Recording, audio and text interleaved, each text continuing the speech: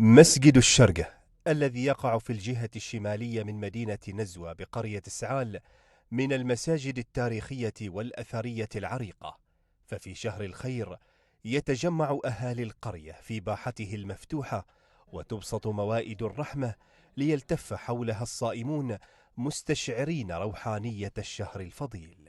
هو التجمع ما بين الكبار والصغار والتعارف والتآلف وقصر للأجيال القادمة بإذن الله تعالى، وإن شاء الله سنستمر في هذا التجمع سنويا. الله أكبر الله. ومع صوت الأذان تلتقي الأيادي في الإفطار والقلوب بالدعوات في مشهد يعكس روح الأسرة الواحدة التي تحافظ على هذا الإرث الرمضاني في كل عام.